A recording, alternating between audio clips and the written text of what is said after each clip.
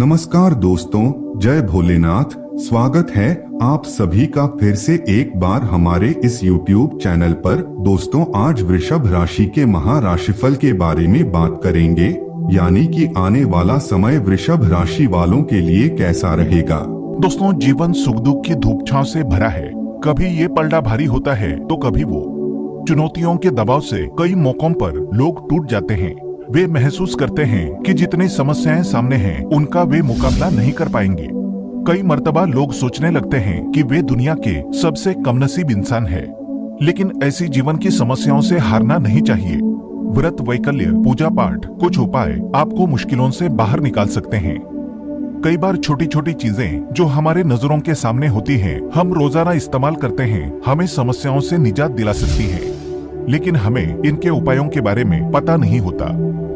आपको घर में पैसों की आवक के लिए दिन रात कुछ न कुछ शास्त्रीय उपाय करने पड़ते हैं, जिससे आप अपने पैसों की आवक को बढ़ा सकते हैं। आज हम आपको बताएंगे एक ऐसा अनोखा उपाय जो चमत्कारी माना जाता है, जिसको आजमाने के बाद माना जाता है घर में पैसों की आवक कई गुना ज्यादा बढ़ जाती है। और इस उपाय में हमको कुछ नहीं करना है, सिर्फ 3 मोर पंखों का इस्तेमाल करना है। कैसे करना है वो हम आपको बताएंगे।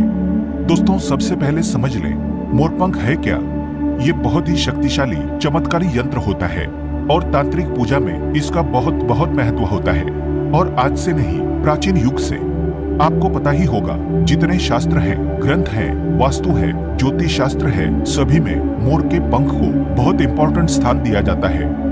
हिंदू मान्यताओं के अनुसार घर में मोरपंख का प्रयोग करने से अमंगल टल जाता है। विशेष रूप से कहा जाता है कि मोरपंख से दुरात्माएं पास नहीं आती। मोरपंख को भगवान श्री कृष्ण ने अपने मुकुट पर स्थान दे सम्मान दिया। वास्तु के अनुसार मोरपंख घर से अनेक प्रकार के वास्तु दोष को दूर करता है और मोरपंख सकारात्मक ऊर्जा को अपनी तरफ खींचता है। जो ऋषि महर्षि थे, उन्होंने मोरपंख की कलम से ही बड़े बड़े ग्रंथ लिखे हैं। मोरपंख की उपयोगिता बताने लायक नहीं है, क्योंकि आयुर्वेद में भी इसका अच्छा खासा महत्व होता है। और शास्त्रों के अनुसार संध्या नाम का एक असुर था। स्वर्ग पर उसने आधिपत्य कर लिया था, देवताओं को बंदी बना लिया था। तभी भगवान ने असुर को मारने की एक योजना बनाई और योजना के अनुसार सभी देवी देवता और सभी 9 ग्रह एक मोर के पंखों में विराजित हो गए। इसके बाद मोर बहुत शक्तिशाली हो गया। उसने संध्या असुर का वध कर लिया। तभी से मोर को और भी पूजनीय और पवित्र माना जाने लगा। आगे बढ़ने से पहले आपसे रिक्वेस्ट करते हैं कि वीडियो को लाइक जरूर करिएगा, दोस्तों को शेयर कर दीजिएगा, और अगर आपने अभी तक चैनल को सब्सक्राइब नहीं किया है तो चैनल को सब्सक्राइब करके बेल आइकन जरूर दबाइएगा। दोस्तों, सिर्फ ऋषि मुनि और राजा महाराजा ही नहीं, बल्कि भगवान श्री कृष्ण के क्या कहने। आपको भी पता है कि कृष्ण कन्हैया को मोरपंख बिना अधूरा माना जाता है। उन्हें मोर मुकुट बंसी वाला कहा जाता है। उनके मुकुट में मोरपंख के बिना वो कभी रहते नहीं थे। इसका कारण भी ये था कि बचपन से ही उनकी माता ने उन्हें मोरपंख धारण करवाया था, क्योंकि मोरपंख से कालसर्प दोष दूर होता है और श्री कृष्ण भगवान को कालसर्प दोष था। दोस्तों, सिर्फ हमारे धर्म में ही नहीं, बल्कि एशिया के बहुत सारे देशों में मोरपंखों को आध्यात्म से जोड़कर देखा जाता है। क्वान यिन आपने सुना होगा। वो प्रेम, प्रतिष्ठा, धीरज और स्नेह का सूचक है। और क्वान यिन में भी मोरपंख की बहुत महत्ता बताई गई है।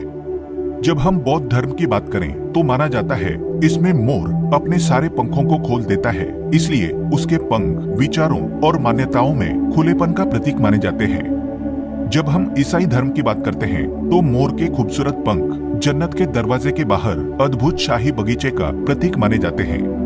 और जो ग्रीस के लोग होते हैं, वो मोर के पंखों को स्वर्ग और सितारों की निगाहों के साथ जोड़ते हैं। हमारे धर्म में तो मोर को धन की देवी लक्ष्मी, विद्या की देवी सरस्वती, कृष्ण कन्हैया, गणपति, हनुमान जी, कार्तिकेय, इन सभी से जोड़कर देखा जाता है। और लक्ष्मी सौभाग्य, खुशहाली, धन धान्य और संपन्नता का प्रतीक माना जाता है। मोर के पंखों का प्रयोग लक्ष्मी की इन्हीं विशेषताओं को हासिल करने के लिए किया जाता है। और मोर पंख को अगर बांसुरी के साथ आप अपने घर में रखते हैं तो रिश्तों में प्रेम का रस घुल जाता है।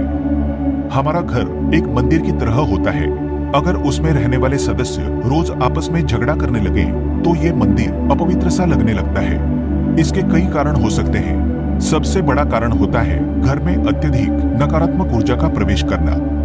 अब सवाल उठता है कि घर में अगर नकारात्मक ऊर्जा बढ़ गई है तो इसको दूर कैसे किया जाए। इसका प्रवेश अगर हो गया है तो इसको बाहर कैसे करें। इसके लिए हमने आपको जन्माष्टमी के दिन भी एक उपाय बताया था कि मोर के पंखों को आरती के बाद आप अपने घर पे खूब जोर जोर हवा में हिलाएं। इससे आपके घर की जितनी नकारात्मक ऊर्जा है वो आपके घर से बाहर हो जाएगी। आपको ये रोज ही करना चाहिए, सिर्फ एक दिन नहीं। मोर पंख को अगर आप अपने घर के अंदर हाथों से ऊपर से नीचे फहराते हैं तो आपके घर के आसपास की जितनी नकारात्मक ऊर्जा है वो घर से बाहर चली जाती है। और जिस घर में सबसे ज्यादा सकारात्मक ऊर्जा होती है वहीं माता लक्ष्मी का प्रवेश जल्दी होता है। इसी बात को ध्यान रखते हुए आज हम आपको बताएंगे कि घर में वो कौन सी 3 जगह हैं जहां पर आपको मोरपंख जरूर रखना चाहिए। और इन जगहों पर अगर आप मोरपंख रख देते हैं तो आपके घर में भी सबसे अधिक सकारात्मक ऊर्जा बनी रहेगी। तो साक्षात लक्ष्मी जी आपके घर जरूर आमंत्रित होंगी। आप किसी भी शुभ दिन मोर का ये पंख लेकर के घर के किसी ऐसे स्थान पर सबसे पहले लगा दें जहां पर आने जाने वाले लोगों की नजर सबसे ज्यादा पड़ती है। असल में मोर का पंख नकारात्मक ऊर्जा को अवशोषित करता है, यानी कि एब्जॉर्ब करता है। इसलिए आपको इसको ऐसे स्थान पर लगाना चाहिए जहां ये सभी को नजर आए। मोर के पंख के ये उपाय न सिर्फ आपको बल्कि आपके घर के सदस्यों के जीवन में भी सुख और समृद्धि जरूर लेकर आएंगे। ये उपाय आप अपने घर पर किसी भी शुभ दिन से शुरू कर सकते हैं। और दोस्तों, अभी तो गणेशोत्सव का माहौल चल रहा है।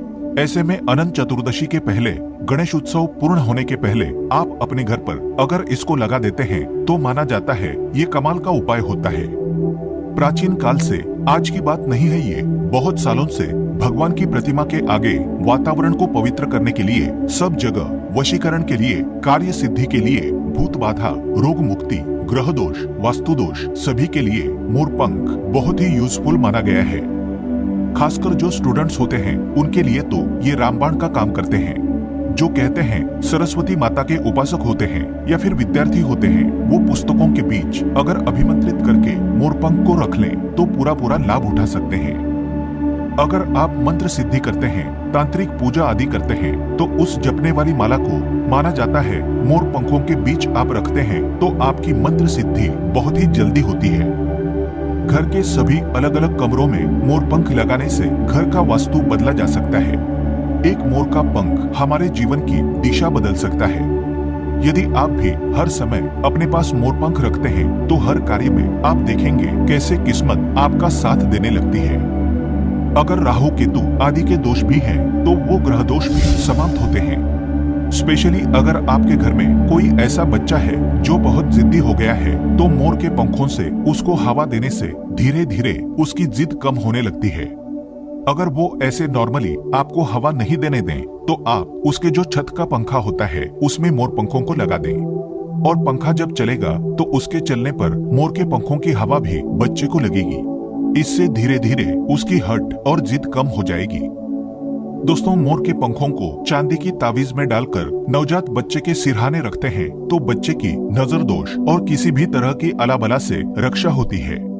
यहाँ तक कि बड़े लोग भी अगर मोरपंख को बिस्तर के नीचे अपने सिरहाने रख के सोते हैं तो माना जाता है कि किसी भी प्रकार के बुरे स्वप्न या अलग तरह के स्वप्न इनके दोष आदि नहीं होते हैं। अगर आपके बच्चे का पढ़ाई में मन नहीं लगता है, कमजोर है, तो उनके कमरे में मोर पंख लगाएं। स्पेशली उनके स्टडी टेबल में लगाएं। और जिस सब्जेक्ट में बच्चा वीक है उसके उस बुक में आप मोर के पंखों को रख दें। आप देखेंगे थोड़े ही दिनों में बच्चे का कैसे कंसंट्रेशन पावर बढ़ता है, मेमोरी पावर बढ़ती है और बच्चा पढ़ाई में तेज होने लगता है। सरस्वती माता के उपासक और विद्यार्थियों को पुस्तक में मोर का पंख जरूर रखना चाहिए। दोस्तों, ये तो हुई बच्चों की बात, लेकिन जब बड़ों की बात होती है कई बार हम बहुत सारे काम हाथ में ले लेते हैं। काम होते होते लास्ट में रुक जाता है या लंबे समय तक अटकाव आ जाता है, काम बढ़ता ही नहीं है। तो ऐसे में यदि आप अपने घर के बेडरूम के पूर्वी दक्षिण यानी south east corner of the house है उसमें मोर का पंख लगाते हैं तो आपके अटके हुए कार्य पूरा होने के योग बनने लगते हैं।